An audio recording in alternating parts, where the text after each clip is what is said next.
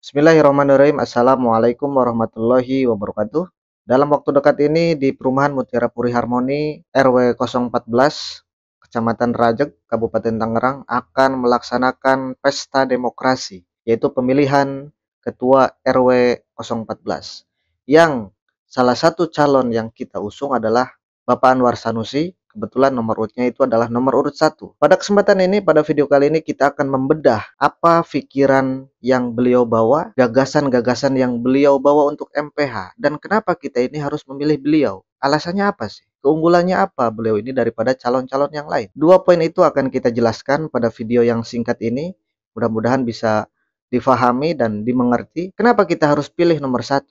Kita harus pilih Bapak Anwar Sanusi. Pertama, beliau adalah orang yang berpendidikan. Kenapa harus berpendidikan? Karena menjadi seorang pemimpin itu bukanlah suatu hal yang mudah. Harus cerdas dalam mengelola masyarakat, harus cerdas dalam mengelola lembaga-lembaga yang ada di ke-RW-an, harus mampu mengorkestrasikan lembaga-lembaga itu agar semuanya berjalan sesuai dengan tugas dan wewenangnya masing-masing. Seberapa penting tentang masalah pendidikan? Tentunya itu sangat penting. Kenapa? Beliau jelas track recordnya, bahkan sekarang pun beliau sedang mengenyam pendidikan, sedang berusaha dan berjuang untuk mendapatkan gelar Master Manajemen, dan itu sangat erat korelasinya dengan bagaimana mengelola masyarakat, bagaimana mengelola organisasi ke-RW-an ini agar ke-RW-an ini bisa berjalan dengan baik dan menjadi organisasi yang bermanfaat untuk masyarakat, terkhusus masyarakat Perumahan Mutiara Puri Harmoni. Karena standar seorang pemimpin itu harus sidik, tablik, amanah, dan fatonah. Nah, fatonah ini artinya adalah cerdas. Cerdas ini artinya kan adalah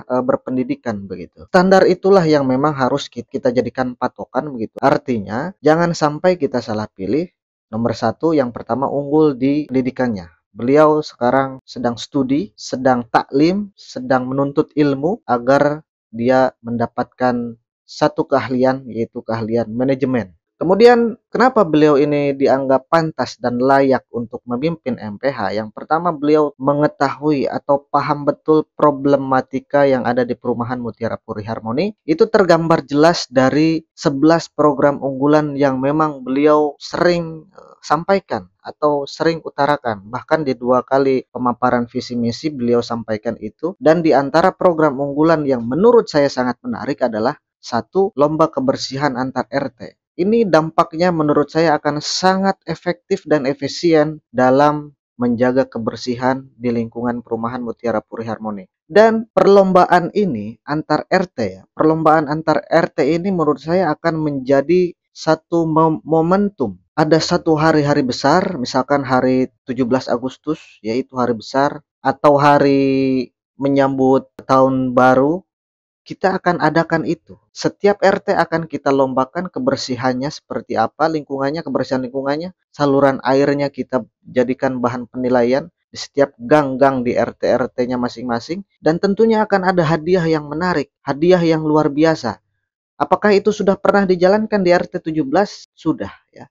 Sudah dijalankan di RT 17 dan alhamdulillah respon daripada masyarakat ini sangat baik, terkhusus di RT 17, dan ini akan dibawa ke RW-an. Hadiah yang menarik ketika di RT 17, hadiah menariknya apa? Berupa uang, dan kita juga bekerja sama dengan perusahaan-perusahaan. Karena memang warga-warga pun banyak yang bekerja di perusahaan-perusahaan dan kemudian sponsor lah bahasanya begitu. Dan alhamdulillah perusahaan-perusahaan itu sangat-sangat mendukung. Bahkan dari warga pun ada yang mendukung program itu gitu. Dalam waktu 3 minggu ya, setiap gang ketika itu ya, setiap gang diberikan waktu 3 minggu untuk membersihkan lingkungannya, dan ketika hari kemerdekaan ya, puncak malam kemerdekaan, kita umumkan gang mana yang menang dan koordinatornya siapa, kita umumkan, kita sampaikan ke seluruh warga, dan semuanya bahagia. Jadi program ini sangat efektif menurut saya untuk menjaga lingkungan MPH. Karena kenapa sih diadakan program seperti itu? Karena kita semua tahu bahwa lingkungan di Perumahan Mutiara Puri Harmoni ini nampak tidak dirawat, nampak tidak terawat. Ini adalah keresahan beliau, bagaimana caranya agar efektif begitu ya, sehingga lingkungan bersih, masyarakat juga bahagia. Dibuatlah perlombaan gitu. Juara 1, juara 2, juara 3, juara harapan 1, harapan 2, harapan 3. Ini sangat-sangat menarik dan menurut saya sangat efektif, tidak perlu mengeluarkan dana atau anggaran yang besar, dan kita akan alihkan biaya-biaya seremonial itu untuk hadiah-hadiah seperti itu. Kemudian yang kedua adalah meningkatkan kerjasama dengan pemerintah dan swasta. Jadi artinya MPH ini, Perumahan Mutiara Polri Harmoni ini adalah perumahan yang bisa dikatakan seksi. Perumahan yang bisa dikatakan jadi pusat perhatian lah, baik itu dari setiap perusahaan, dari setiap partai, atau bahkan dari calon legislatif, atau bahkan dari calon-calon eksekutif. MPH ini sangat seksi karena luas wilayahnya dan juga banyaknya penduduk.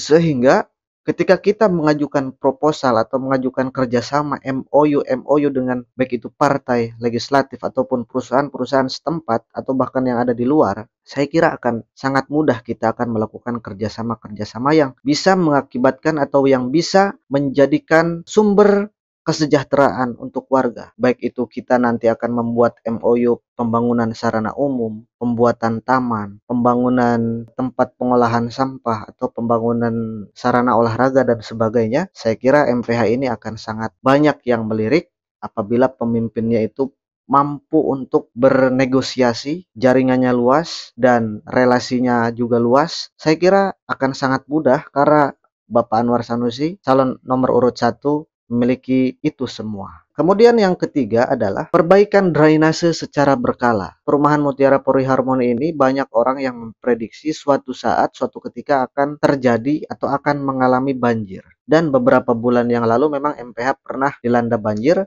karena curah hujan tinggi dan juga memang ada kiriman air dari perkampungan sebelah begitu. Dan memang yang harus kita sama-sama koreksi adalah kita koreksi diri dulu. Sebelum kita menuntut sana sini, menuntut developer, menuntut pemerintah atau sebagainya. Kita koreksi diri kita dulu. Perbaikan drainase secara berkala ini menurut saya ini adalah program yang sangat bagus, sangat baik. Per 3 bulan atau per 6 bulan kita keluarkan anggaran untuk khusus perbaikan drainase. Ini mungkin akan cukup menyita waktu, perlu periode yang panjang karena memang PR-nya sangat banyak. Mungkin teman-teman sendiri bisa cek, bisa lihat drainase atau saluran air yang kita miliki, terutama jalur utama, itu sangat dangkal, yang seharusnya itu lebih dalam lagi. Dangkalnya bukan karena memang awalnya dangkal, tapi banyak penumpukan lumpur di situ. Lumpur dari mana? Lumpur dari bekas pengeboran sumur air, lumpur bekas sisa-sisa bangunan atau sebagainya. Dan ini selama saya tinggal di MPH kurang lebih 8 tahun, belum pernah ada normalisasi saluran air, baik itu dari developer ke RW-an ataupun dari pihak desa atau kecamatan, belum pernah ada. Sehingga ya mau tidak mau ke RW-an harus membuat program sendiri, dan selama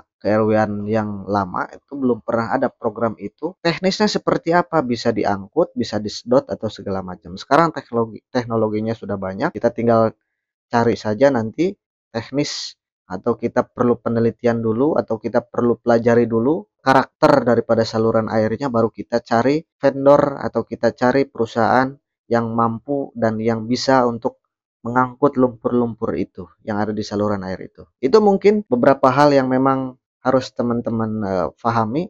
Kita semua coba bedah apa pikiran yang dibawa oleh Pak Anwar Sanusi, dan mungkin di antara teman-teman ada yang ingin bertanya, boleh silahkan di kolom komentar. Terima kasih. Itu saja mungkin dari saya. Wassalamualaikum warahmatullahi wabarakatuh.